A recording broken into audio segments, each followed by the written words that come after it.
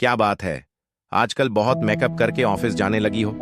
पहले तो कुछ भी पहनकर चल देती थी, पर अब तो रोज लेटेस्ट फैशन के कपड़े खरीदे जा रहे हैं, व्यंग से राजू ने कहा। तो आकांक्षा ने एक नजर उस पर डाली और फिर से अपने मेकअप में लग गई। राजू आकांक्षा के इस रिएक्शन से चढ़ गया और एकदम उसके पास जाकर बोला, आकांक्षा, मैं जानना चाहता हूं कि तुम्हारी जिंदगी में चल क्या रहा है।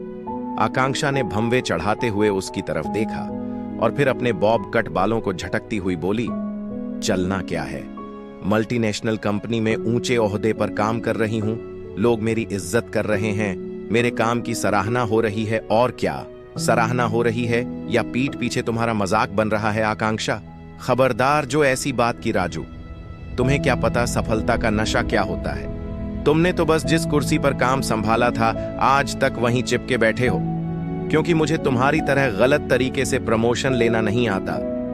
पति के होते हुए भी प्रमोशन के लिए इमीडिएट बॉस की बाहों में समाना नहीं आता। राजू का इल्जाम सुनकर आकांक्षा ने अपने हाथ में पकड़ा हुआ मिरर जमीन पर फेंक दिया और चीख पड़ी, मेरे कैरेक्टर की समीक्षा करने से पहले अपने अंदर झांको राजू, तुम्हारे जैसा फेल्योर इंसान मेरे लायक है ही नहीं।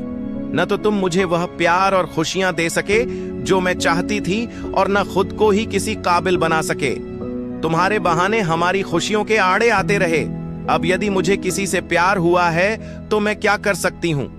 शादीशुदा मर्द से प्यार का नाटक करने वाली चालाक औरत हो तुम।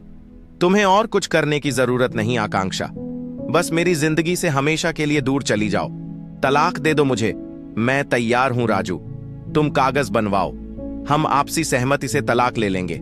अब तक मैं यह सोचकर डरती थी कि हमारी बच्चियों का क्या होगा, पर अब फिक्र नहीं, दोनों इतनी बड़ी और समझदार हो गई हैं कि इस सिचुएशन को आसानी से हैंडल कर लेंगी।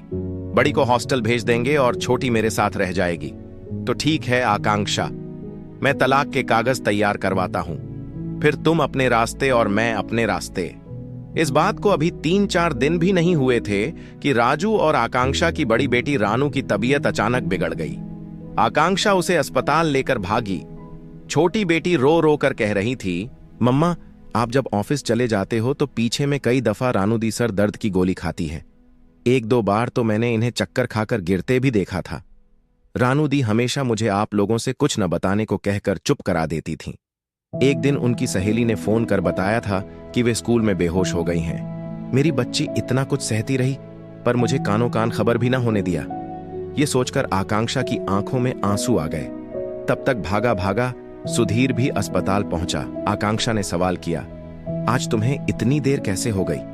मैं ऑफिस छोड़कर नहीं भागती तो पता नहीं रानू का क्या होता। वह दरअसल तलाक के कागज फाइनल तैयार करा रहा था। जाओ तुम पहले डॉक्टर से बात करके पता करो कि मेरी बच्ची को हुआ क्या है, बेहोश क्यों हो गई मेरी बच्ची। अगले दिन तक रानू की सारी रिपोर्ट आ गई। रानू को ब्रेन ट्यूमर था। यह खबर सुनकर राजू और आकांक्षा के जैसे पैरों तले जमीन खिसक गई थी। फिर तो अस्पतालबाजी का ऐसा दौर चला कि दोनों को और किसी बात का होश ही नहीं रहा। रानू के ब्रेन का ऑपरेशन करना पड़ा, काट कर ट्यूमर निकाल दिया गया, रेडिएशन थेरेपी भी दी गई। आकांक्षा ने इलाज में कोई कसर नहीं छोड़ी, रुपए पानी की तरह बहाए। रानू को काफी लंबा वक्त अस्पताल में रहना पड़ा। घर लौटने के बाद भी अस्पताल आना जाना लगा ही रहा। करीब 1.5-2 साल बाद एक बार फिर से ट्यूमर का ग्रोथ शुरू हुआ तो तुरंत उसे अस्पताल में एडमिट करके थेरेपी दी गई। इतने समय में रानू काफी कमजोर हो गई थी। राजू और आकांक्षा का पूरा ध्यान रानू को पहले की तरह बनाने में लगा हुआ था। आकांक्षा का रिश्ता अभी भी अपने प्रेमी मयंक के साथ कायम था। राजू अभी भी आकांक्षा से नाराज था। दोनों के दिल अभी भी टूटे हुए थे, मगर दोनों ने झगड़ना छोड़ दिया था। दोनों के लिए ही रानू की तबीयत पहली प्राथमिकता थी। ऑफिस के बाद दोनों घर लौटते तो रानू की देखभाल में लग जाते। आपस में उनकी कोई बात नहीं होती। दिल से दोनों का रिश्ता पूरी तरह टूट चुका था। एक ही घर में अजनबियों की तरह रहते। इस तरह 3-4 साल बीत गए। अब तक रानू नॉर्मल हो चुकी थी। उसने कॉलेज भी ज्वाइन कर लिया था। राजू और आकांक्षा की जिंदगी भी पटरी पर लौटने लगी थी, मगर दोनों के दिल में जो फांस चुभी हुई थी उसका दर्द कम नहीं हुआ था। इस बीच राजू के जीवन में एक परिवर्तन जरूर हुआ था। उसने अपने दर्द को गीतों के जरिए बाहर निकालना शुरू किया। उसकी गाय की लोगों को काफी पसंद आई और देखते ही देखते उसकी गिनती देश के काबिल गायकों में होने लगी। राजू को अब स्टेज परफॉर्मेंस के साथ साथ टीवी और फिल्मों में भी छोटे मोटे ऑफर मिलने लगे। नाम के साथ साथ पैसे भी मिले और आकांक्षा के तेवर कमजोर हुए, मगर मयंक के साथ उसका रिश्ता वैसे ही कायम रहा और यह बात राजू को गवारा नहीं थी। इसलिए एक बार फिर दोनों ने तलाक लेने का फैसला किया। राजू ने फिर से तलाक के कागज बनने को दे दिए, मगर दूसरे ही दिन आकांक्षा की मां का फोन आ गया। आकांक्षा की मां अकेली मेरठ में रहती थी। बड़ी बेटी आकांक्षा के अलावा उनकी एक बेटी और थी जो रंगून में बसी हुई थी। पति की मौत हो चुकी थी। ऐसे में आकांक्षा ही उनके जीवन का सहारा थी। बड्ढे दर्द भरे स्वर में उन्होंने आकांक्षा को बताया था, बेटा डॉक्टर कह रहे हैं कि मुझे पेट का कैंसर हो गया है जो अभी सेकंड स्टेज में है। मां ये क्या कह रही हो आप?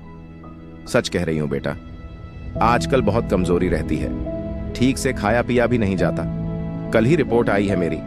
तो मम्मा आप वहां अकेली क्या कर रही हो? आप यहां आ जाओ मेरे पास, मैं डॉक्टर से बात करूंगी। यहां अच्छे से अच्छा इलाज मिल सकेगा आपको। ठीक है बेटा, मैं कल ही आ जाती हूं। इस तरह एक बार फिर अस्पतालबाजी का दौर शुरू हो गया। राजू अपनी सास की काफी इज्जत करता था और जानता था कि उसकी सास अपनी बेटी को तलाक की इजाजत कभी नहीं देंगी। इसलिए तलाक का मसला एक बार फिर पेंडिंग हो गया। वैसे भी राजू अब खुद ही काफी व्यस्त हो चुका था।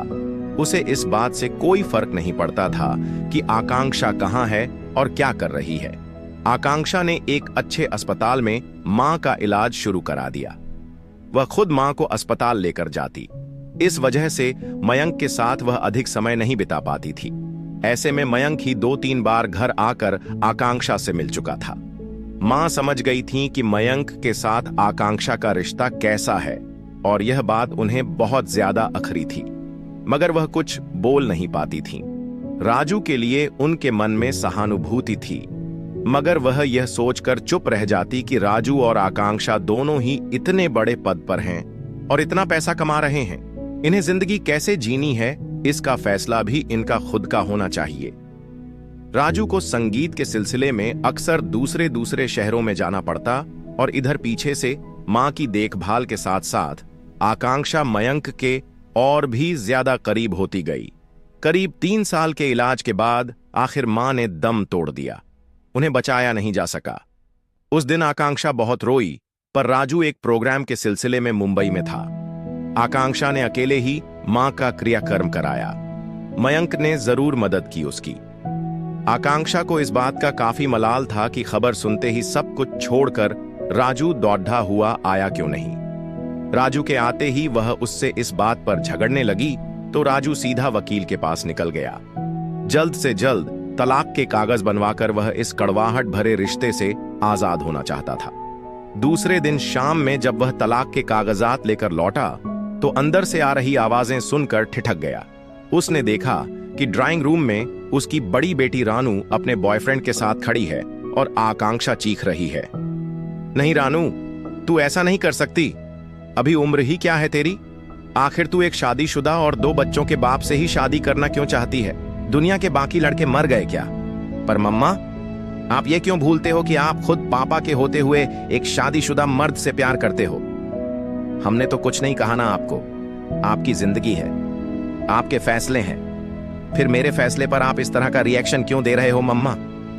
मुझसे तुलना मत कर मेरी बच्ची। मेरी उम्र बहुत है, पर तेरी पहली शादी होगी, वह भी एक विवाहित से। मयूर विवाहित है मम्मा, पर मेरी खातिर अपनी बीवी और बच्चों को छोड़ देगा। 2-3 महीने के अंदर उसे तलाक मिल जाएगा। तलाक के कागजात उसने सबमिट करा दिए हैं। पर बेटा, यह तो समझने की कोशिश कर, तू एक ऊंचे कुल की खानदानी लड़की है और तेरा मयूर एक पंडित युवक। नहीं नहीं, यह संभव नहीं मेरी बच्ची। शादी के लिए समाज में हैसियत और दर्जा एक जैसा होना जरूरी है।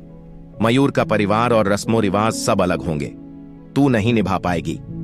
पर मम्मा, आपकी और पापा की जाति तो एक थी ना, एक हैसियत, एक दर्जा, एक से ही रस्मों रिवाज, मगर आप दोनों तो फिर भी नहीं निभा पाए ना। तो आप मेरी चिंता क्यों कर रहे हो? बेटी का जवाब सुनकर आकांक्षा स्तब्ध रह गई थी। राजू को भी कुछ सूझ नहीं रहा था। हाथों में पकड़े हुए तलाक के कागजात शूल की तरह चुभ रहे थे। समझ नहीं आ रहा था कि कब उसकी बच्चियां इतनी बड़ी हो गई थीं कि उन दोनों की भूल समझने लगी थीं, और सिर्फ समझ ही नहीं रही थीं, बल्कि उसी भूल का वास्ता देकर खुद भी भूल करने को आमादा थीं। राजू अचानक लड़खड़ा सा गया। जल्दी से दरवाजा पकड़ लिया। रानू और मयूर घर से बाहर निकल गए थे। आकांक्षा अकेली बैठी रो रही थी। राजू धीरे धीरे कदमों से चलता हुआ उसके पास आया और फिर तलाक के कागजात उसके आगे टेबल पर रख दिए। आकांक्षा ने कांपते हाथों से वे कागज उठाए और अचानक ही उनको फाड़कर टुकड़े टुकड़े कर दिए। वह लपक कर राजू के सीने से लग गई और रोती हुई बोली, राजू, शायद मैं ही गलत थी। मेरी बेटी ने मेरे आगे रिश्तों का सच खोल कर रख दिया। मैं मानती हूं बहुत देर हो चुकी है, फिर भी मैं समझ गई हूं कि हमें अपने बच्चों के आगे गलत नहीं बल्कि सही उदाहरण पेश करना चाहिए ताकि वे अपना रास्ता न भटक जाएं। आकांक्षा की बात सुनकर राजू ने भी सहमति में सिर हिलाया और तलाक के कागजात के टुकड़े उठाकर डस्टबिन में फेंक आया। उसने भी जिंदगी को नए तरीके से जीने का मन बना लिया था। अगर हमारी कहानी अच्छी लगी हो तो हमारे चैनल को जरूर सब्सक्राइब करें दे।